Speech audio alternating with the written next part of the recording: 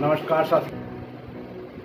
आज मैं आपका हार्दिक अभिनंदन करता हूं अपने नए नवेले कार्यक्रम खंडन में। मेरा नाम रजत अधिकारी है और खंडन का अर्थ इस देश में ऐतिहासिक मुद्दों पर चलाए जा रहे मिथकों का खंडन करना। एक छोटा सा प्रयास आप लोगों के सम्मुख लेकर आ रहा हूँ। आशा करता हूँ आप लोगों को पसंद आएगा। हमारा पहला विषय है कश्मीर से काश्मीरी पंडितों के पलायन का। आज़ादी मिलते मिलते जो आज़ादी की खुशियाँ मनाई जानी थी, उसमें एक बहुत बड़ा कलंक, एक बहुत बड़ा दुख और एक बहुत बड़ा बंटवारा मिला।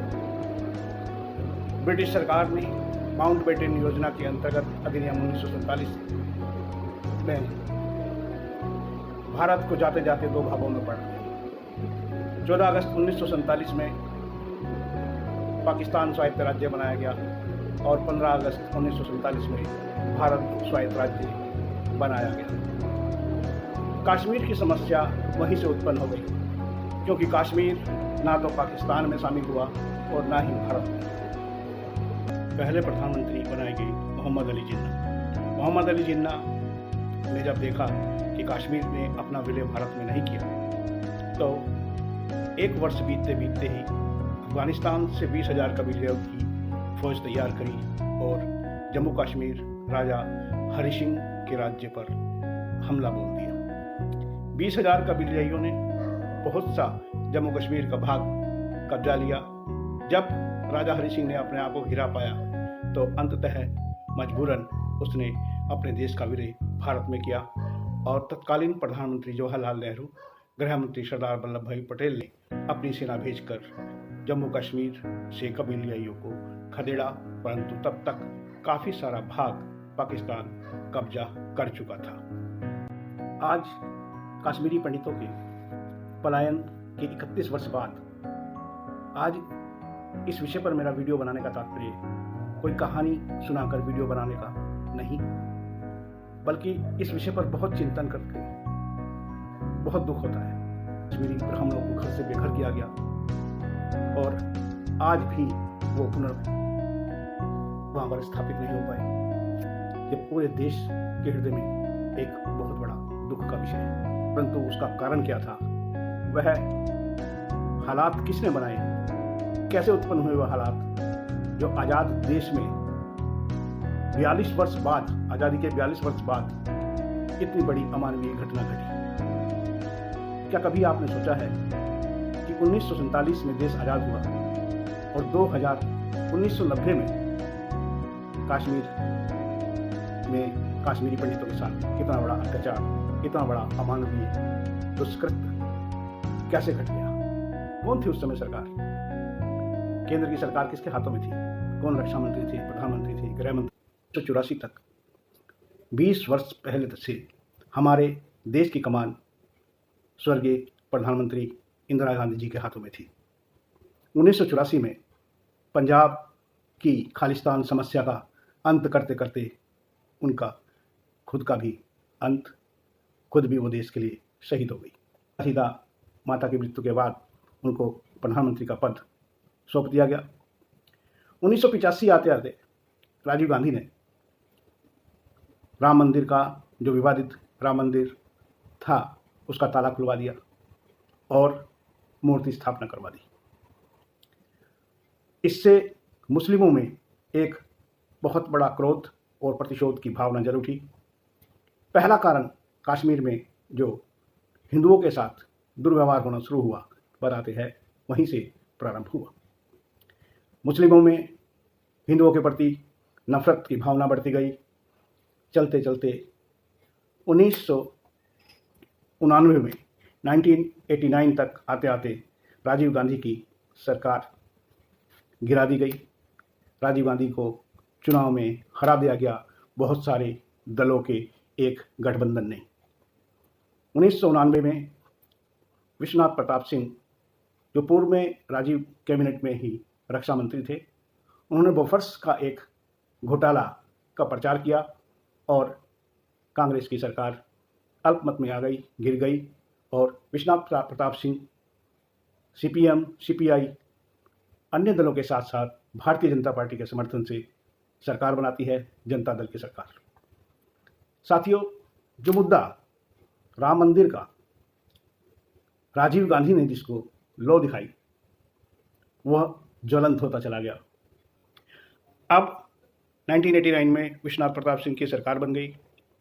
दुर्भाग्यवश देश के प्रथम मुस्लिम गृह मंत्री बनाए गए मुफ्ती मोहम्मद सईद, जो सबसे बड़ी जड़ काश्मीरी ब्राह्मणों के पलायन की है। विश्वनाथ प्रताप सिंह इस देश में सर्वाधिक कलंकित प्रधानमंत्रियों में से एक है, जिसका आज कोई नाम लेवा नहीं है। केंद्र सरकार की कमजोरी को भांपते हुए आतंकवादी और हावी हो गए और उन 5 आतंकवादियों ने अपने अपने संगठन बनाकर कश्मीर में हमले की तेजी को और रफ्तार दी। साथियों, 1999 में देश में कांग्रेस के हटने के बाद, एक नई सरकार गठबंधन की आने के बाद हालात इतने खराब हुए कि पूरे वर्ष 1999 से 90 तक पूरा एक वर्ष देश जलता रहा।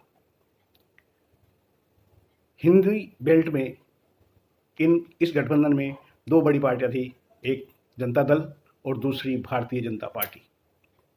जनता दल ने अपना विषय चुन लिया मंडल कमीशन आयोग लागू करने में वो व्यस्त हो गए और मंडल कमीशन आयोग को लागू के पीछे उनका राज था कि दलित और पिछड़ों की वोट बैंक को जनता दल के साथ जोड़ना।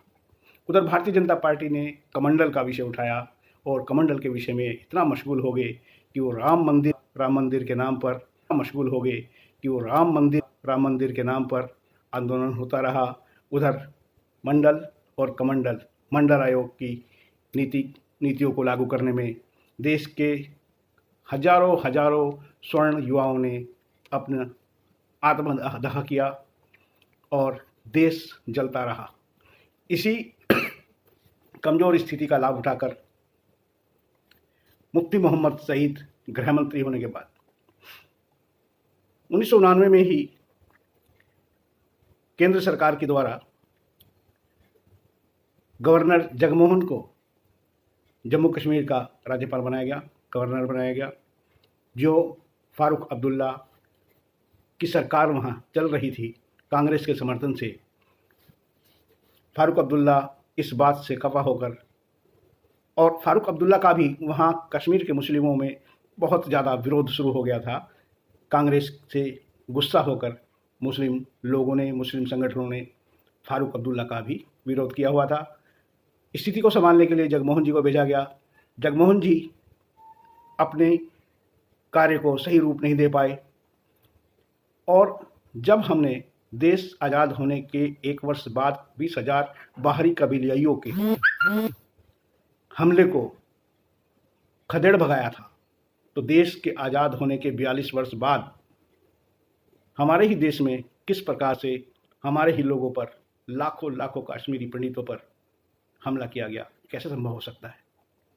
तब तक तो सरकारें, देश बहुत मजबूत हो चुका था। केंद्र सरकार की मंशा बिल्कुल नहीं थी कश्मीरी ब्राह्मणों को बचाने की। उधर राज्य सरकार 1 वर्ष पहले ही फारूक अब्दुल्ला अपनी सरकार से इस्तीफा देकर विदेश चले गए। कश्मीर में गवर्नर रूल लागू हो गया। केंद्र में विश्वनाथ प्रताप सिंह की सरकार, गृह मंत्री मुफ्ती मोहम्मद सईद, और इसको एक सुनहरा अवसर समझते हुए वहाँ के कट्टरपंथियों ने कश्मीरी ब्राह्मणों के साथ एक बहुत बड़ी ज्यादती करी। कुछ लोग कहते हैं साथियों कि उस समय गवर्नर ने भी ऐसा कुछ आश्वासन कश्मीरी ब्राह्मणों को दिया था कि 2-3 माह बाद ही मैं आपको विस्थापित करूंगा, परंतु आज 31 वर्ष होने जा रहे हैं, ऐसा कुछ हुआ नहीं। ये दुख भरी दास्तान थी कश्मीरी ब्राह्मणों की। आज मैंने आपको बताया कि उस समय कौन प्रधानमंत्री थे, कौन गृह मंत्री थे, किन लोगों के रहते हुए 42 वर्ष तक कश्मीर में ब्राह्मणों का बाल बाका नहीं हुआ, और किन लोगों के आने पर कश्मीरी ब्राह्मणों के साथ अमानवीय बहुत ही प्रताड़ना भरा, बता नहीं सकता क्या हालत है। और उस समय के की गंदी राजनीति की जब याद आती है तो बड़ा दुख होता है। हम लोगों ने भी आरक्षण के खिलाफ, जो आरक्षण की सीमाएं बढ़ा दी गई थी सिर्फ वोट बैंक बनाने के कारण, राम मंदिर का मुद्दा उठाकर हिंदू मुस्लिम फैलाया जा रहा था हिंदू वोटों को अपनी ओर अग्रसित करने के लिए। क्या जब कश्मीरी ब्राह्मणों पर अत्याचार हुआ तो क्या भारतीय जनता पार्टी ने विश्वनाथ प्रताप सिंह की सरकार से समर्थन वापस लिया था? मेरा प्रश्न है, क्यों नहीं लिया? और समर्थन भारतीय जनता पार्टी ने ही वापस लिया करके वीपी सिंह की सरकार को गिराया, मगर तब नहीं, तब गिराया जब राम मंदिर के आंदोलन में बिहार में अडवाणी जी का रथ रोक लिया गया। तो ये सब मैंने आपको मैंने आपको सभी दलों की क्या भूमिका उस समय थी ये बताने का प्रयास किया। अपने मन की दुख को, दर्द को आपके सामने प्रस्तुत करके मेरा मन हल्का हुआ। अगर किसी को मेरी बात बुरी लगी हो तो क्षमा चाहता हूँ। आगे और अन्य विषयों पर खुलासा करने की कोशिश करूँगा, झूठ का खंडन करने का प्रयास करूँगा। इजाज़त दें। नमस्ते। जय भारत, जय हिंद।